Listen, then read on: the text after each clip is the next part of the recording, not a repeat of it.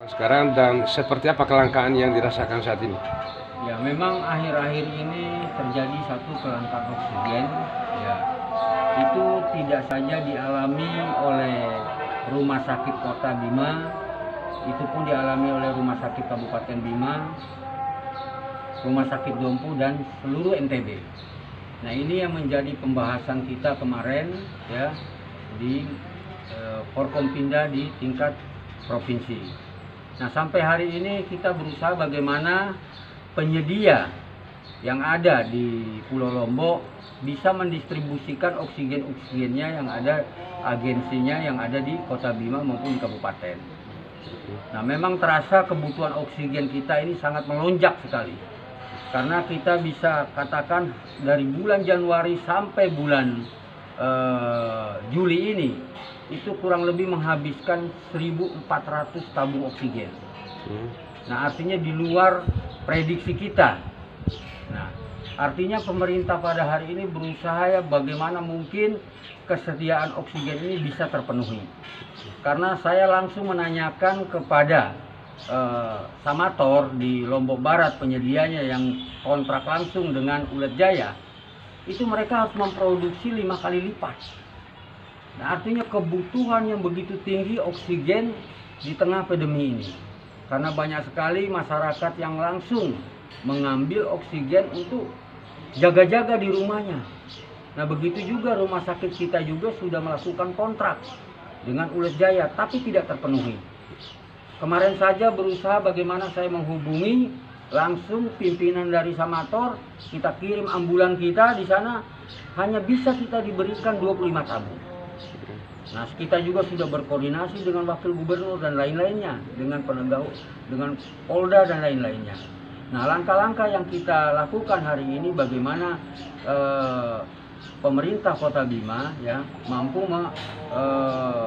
secepat mungkin ya membuat langkah-langkah yang lebih baik lagi. Nah, dengan menyiapkan adanya oksigen sentral yang kita lakukan, minimal bisa meminimalisir kebutuhan yang ada. Satu hari itu berapa biasanya kebutuhannya, Ji? Kebutuhan oksigen ini relatif dia. Apabila ada yang kritis, itu membutuhkan sampai 8 tabung. Ketika saya tanya langsung kepada rumah sakit. Ketersediaan sendiri hari ini masih ada berapa tabung? Nah, langsung nanti tanyakan yang teknisnya langsung persediaan. Tapi hanya laporan daripada rumah sakit seperti itu yang disampaikan ke saya. Nah, ada pertanyaan yang menyatakan kemana anggaran 34 miliar itu? Kenapa tidak digunakan untuk beli tabung? Anggaran 34 miliar ini memang kita alokasikan untuk nakes sebesar 12 miliar. Nah, anggaran di kelurahan tersebar sebesar 8 miliar. Sisanya adalah untuk penanganan APD dan lain-lainnya, vaksin, obat-obatan dan lain-lainnya. Nah, ini sudah dialokasikan oleh pemerintah yang langsung dikelola oleh Dinas Kesehatan. Anggaran itu masih ada nggak sekarang kalau misalnya dipakai untuk beli tabung? Nah, kalau dilihat anggaran tabung ini butuh tambahan lagi karena pasokannya tidak cukup. Makanya kita berusaha untuk menarik ini ke BTT nantinya, sehingga kebutuhan-kebutuhan yang sifatnya mendadak bisa kita alokasikan. Nah, pertanyaan yang besar bagi kita ini bukan persoalan anggaran, tapi ada nggak tabung ini? Nah, ini yang menjadi PR besar bagi kita semua. Bukan persoalan anggaran.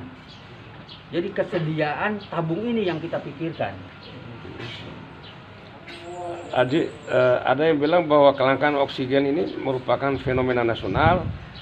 Selain dari koordinasi dengan pihak provinsi, Aji pernah berkoordinasi juga dengan pihak pemerintah pusat nggak? Sebagai mantan anggota DPR ini. Ya, ini cukup kita berkoordinasi dengan provinsi saja. Karena ini masih wilayah batas kita yang bisa, insya Allah yang pasti bisa ditangani. Nah, berusaha ya maksimal mungkin ya kita untuk mendorong bagaimana kita bisa memproduksi sendiri. Langkah-langkah itu yang akan kita lakukan untuk di depan secepatnya. Ada permintaan khusus untuk pemerintah pusat untuk melakukan satu terobosan baru soal oksigen ini? Ya, rasanya itu pusat lagi memikirkan semua untuk kepentingan nasional. Jawaban konkret dari pihak provinsi sendiri kira-kira kapan untuk bisa menyediakan oksigen ini? Nah, ini kan domain daripada pengusaha-pengusaha yang ada. Nah, provinsi hanya bagaimana menyediakan, mendorong regulasinya di tingkat daerah sehingga pendistribusiannya dan produksinya lebih cepat. Terus satu lagi nih, ada di media sosial itu kan ada pertanyaan-pertanyaan nih. Ada kecurigaan bahwa kelangkaan oksigen karena adanya penimbunan. Kalau pemerintah melihatnya seperti apa? Sebenarnya bukan penimbunan, terjadinya kebutuhan yang begitu besar adanya permintaan oksigen ini baik oleh masyarakat kita maupun kebutuhan rumah sakit yang ada.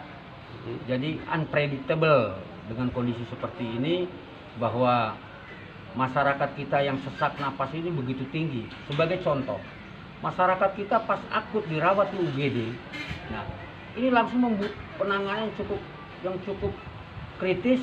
Ini membutuhkan oksigen sampai 8 tabung per hari. Nah, kondisi yang dilakukan mereka ketika di UGD, nah mereka ini sudah tidak bisa ditangani karena sudah darurat sekali, akhirnya mengalami kematian. Nah, ini yang paling banyak kegagalan adalah masyarakat kita yang dirawat isolasi mandiri, tiba-tiba sesak yang akut sekali, nah dibawa ke rumah sakit. Nah, tidak mau berkonsultasi dengan baik di tengah-tengah dengan puskesmas dan rumah sakit sehingga penanganan lebih cepat. Jadi kebutuhan oksigen ini bukan saja di rumah sakit tapi juga di puskesmas dan termasuk yang isolasi mandiri sampai dengan hari ini. Nah, isolasi mandiri bagaimana maksudnya? Kebutuhan oksigen ini bukan saja dibutuhkan di rumah sakit untuk pasien di rumah sakit, tapi juga di puskesmas dan di pasien yang isolasi mandiri juga. Ya, isolasi mandiri banyak juga yang meminta tabung-tabung yang ada. Bukan mereka ngambil dari rumah sakit atau puskesmas, tapi mereka berbelanja sendiri dan mereka juga punya dari keluarganya, dari siapa. Nah, ini mereka dapatkan, mereka mengisi gitu. Nah, karena ada dua di sini, kalau Ules Jaya memang dia langsung punya tabung. Nah, satu lagi UD apa ini dia langsung mengisi, tapi stok mereka terbatas. Haji, kebutuhan oksigen untuk masyarakat ini pakai bayar nggak atau memang gratis? Gratis, kita siapkan di rumah sakit gratis, tidak ada bayar. Gratis ya, tidak ada bayar ya? Tidak ada bayar. Tapi ada juga yang kemarin kita lihat waktu almarhum Firman sendiri itu dia harus beli di luar karena kekurangan oksigen. 1, sekian juta kalau tidak salah untuk satu tabung. Harapannya yang terjadi prihatin hari ini ya harga tabung begitu mahal. Sebelumnya itu harga tabung 1,6 juta, harga sekarang ini bisa loncat sampai 45 juta. Per tabungnya berapa liter? Ya. Per tabungnya berapa isinya? Sebelumnya 1,6 juta, nah harga ini tabung ini melangkah sampai 5 juta, 4 jutaan. 4 juta ya? Ya. Karena lonjakan kebutuhan. Ya. Ada harapannya lagi? Nah, harapannya ya bagaimana ini juga bisa kita netralisir sehingga kembali lagi penyediaan tabung itu begitu banyak yang ada disediakan oleh penyedia-penyedia yang ada. Satu lagi pertanyaan paling esensial, pertanyaan terakhir. Jadi lonjakan kebutuhan ini kan berarti tingginya angka terpapar. Himbauan mungkin ke masyarakat bila perlu ketegasannya seperti apa ketegasannya terhadap ini untuk menekan angka penyebaran COVID ini? Ya, himbauannya masyarakat kita bagaimana tetap mengedepankan protokol COVID. Dan ini harus ada tumbuh kesadaran mereka apabila ada gejala-gejala yang jelas-jelas terindikasi. Nah, ini berkoordinasi dengan puskesmas dan rumah sakit dan selalu berkoordinasi. Nah, itu yang diharapkan. Karena tanpa koordinasi kita tidak menginginkan adanya kegagalan isolasi mandiri di tengah masyarakat kita. Tapi juga ada desakan bahwa pemerintah juga harus tegas dengan PPKM-nya ini. Misalnya tempat keramaian juga harus jangan diberi peluang. Nah, kuncinya semua ada di masyarakat kita sebenarnya. Semakin sadar masyarakat kita tidak menghindari tempat kerumunan, menggunakan masker, cuci tangan, dan lain-lainnya, rasanya ini semua bisa terjaga. Karena kuncinya kesuksesan ada pada diri kita masing-masing. Ini butuh ketegasan dan kesadaran, butuh ketegasan dari pemerintah, tapi juga ada kesadaran dari masyarakat. Yang pada intinya kesadaran dari masyarakat, Bang Rizal. Oke, baik. Nah, biar apapun masyarakat, pemerintah yang kuat, yang apapun, tanpa tumbuh kesadaran masyarakatnya, tidak mungkin ini bisa diselesaikan, diatasi dengan baik. Masih ditemukan sih masyarakat yang tidak sadar soal seperti ini. Nah, masih banyak kesadaran masyarakat kita yang belum tumbuh. Nah, masih banyak masyarakat kita yang tidak percaya juga bahwa ini ada COVID. Nah, ini merupakan PR besar bagi kita semua. Oke, baik. Itu aja. Makasih banyak. Bu. Dari hari per hari, perkembangan seperti saya, kepala daerah yang selalu berkoordinasi dari hari ke hari, waktu ke waktu, ya, dengan rumah sakit, dengan puskesmas, rapat koordinasi sama saya lakukan hampir sebulan lebih ini. Rasanya kalau bicara seperti itu hanya menurut saya hanya lihat di kulitnya saja, substansinya sama sekali tidak paham.